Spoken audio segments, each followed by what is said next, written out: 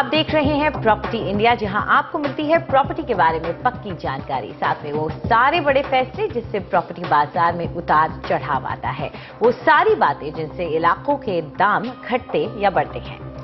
और अब वक्त आ गया है आपके कुछ और सवालों के जवाबों का, खास तौर पर टैक्स से जुड़े हुए। टीडीएस ने आपको असमंजस में डाला है, या स्टैंप ड्यूटी को लेकर आप हैरान परेशान हैं, या रजिस्ट्री कराने की पेचीदगियां आपकी समझ से बाहर हैं, इन सब सवालों का जवाब हम आपको देंगे।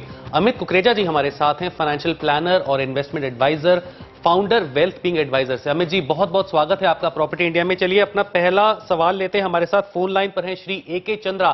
चंद्रा जी बहुत बहुत स्वागत है आपका प्रॉपर्टी इंडिया में, पूछिए क्या सवाल है। हाँ, शुक्रिया।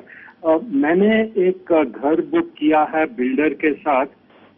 इसका कॉस्ट जो है 100 लाख से थोड़ा सा कम है जी। मैंने अप्रैल 2013 में किया और मैंने 95% से ज्यादा अमाउंट प्लस स्टैंप ड्यूटी वगैरह मई 2013 में दे दिया है और सेल एग्रीमेंट भी रजिस्टर कर लिया है जी।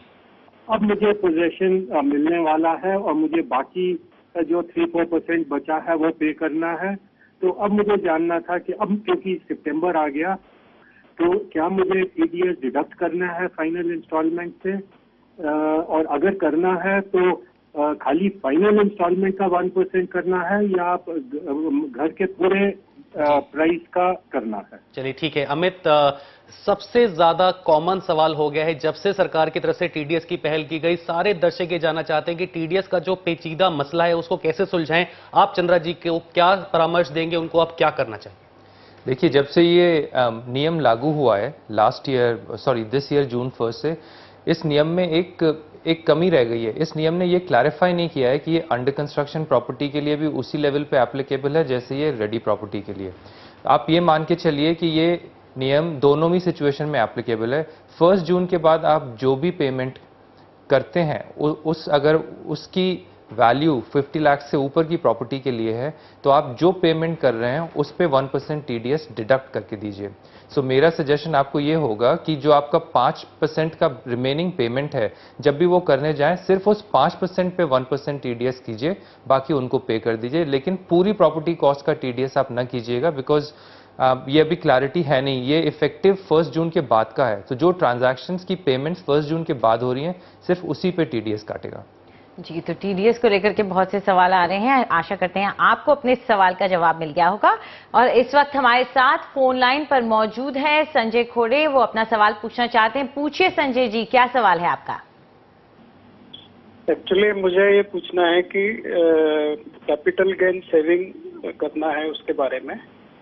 तो एक्चुअली मैंने एक फ्लैट खरीदा है पुणे में 2011 में, उसका मैंने बुक किया था। 2012 में मुझे पोजीशन मिल गया जी, और उसका अभी EMI है 40,000 रुपीज पर मंथ। एक्चुअली मैं सोच रहा था कि मेरा एक प्लॉट है वो मैं बेचकर जो लोन है उसे पार्ट पेमेंट करके उसे कम कर दूं, EMI कम कर दूं। तो मेरा सवाल यह है कि मैं इसका जो कैपिटल गेन है उसके ऊपर मैं टैक्स कैसे सेव कर सकता हूँ? जी, तो आपको क्या लगता है इनका उस पे कैपिटल गेन्स टैक्स लगेगा, ये जो प्लॉट बेचेंगे उसकी बिक्री पर? इसमें 2 चीजें हैं। देखिए, आप कोई भी चीज अगर आप बेचते हैं रियल एस्टेट में, अगर वो आपने 3 साल होल्ड करने के बाद बेचा है तो उस पर long term capital gains tax लगता है, जो एग्जेम्प्ट हो सकता है अगर आप उसको री इन्वेस्ट करेंगे। अगर आपका ये टैक्स, अगर आपकी होल्डिंग पीरियड 3 साल से कम है या 3 साल है तो ये short term capital gains tax लगता है। शॉर्ट टर्म कैपिटल गेन्स आपके इनकम टैक्स के स्लैब में ऐड हो जाता है और जो भी आपका इनकम टैक्स स्लैब है उसके रेट पे वो टैक्सेबल हो जाता है। सो प्लॉट अगर आप इंश्योर कर रहे हैं कि 3 साल के बियॉन्ड उसका होल्डिंग पीरियड है तो आपका long term capital gains tax component बनेगा।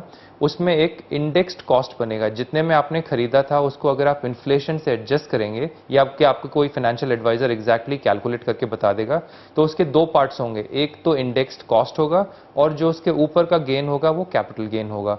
कैपिटल गेन आपको री इन्वेस्ट करना होगा टैक्स से एग्जेम्प्ट कराने के लिए। इंडेक्स्ड कॉस्ट को आप यूज कर सकते हैं किसी और पर्पस के लिए। ओनरशिप के लिए आपको यह इंश्योर करना है कि प्लॉट की ओनरशिप और जो नई प्रॉपर्टी आपने खरीदी है उसकी ओनरशिप सेम है, अगर प्लॉट की ओनरशिप किसी और के नाम से है और नई प्रॉपर्टी की ओनरशिप किसी और के नाम से है, तो ये एक गिफ्ट ट्रांजैक्शन हो जाएगा दो पार्टीज के बीच में। सो बेहतर यही रहेगा कि आपकी ओनरशिप या तो सेम हो या जॉइंट हो, या कोई भी प्लॉट का ओनर आपके फ्लैट का भी ओनर हो, या जॉइंट ओनरशिप हो और उस प्लॉट के ओनर का नाम भी उसमें हो, तो ये हो किया जा सकता है। आपकी इंडेक्स्ड कॉस्ट से आप अपना लोन प्रीपे कर सकते हैं। लेकिन अगर ओनरशिप अलग है तो मेरे ख्याल से आप ये नहीं कर पाएंगे और आपको लोन पेमेंट के लिए कोई और जरिया निकालना होगा। आप यहाँ स्टूडियो में आए और आपने ये टैक्स की इतनी सारी जो पेचीदगी है उनको हल किया, उसके लिए शुक्रिया आपका। ऐसा कम ही होता है।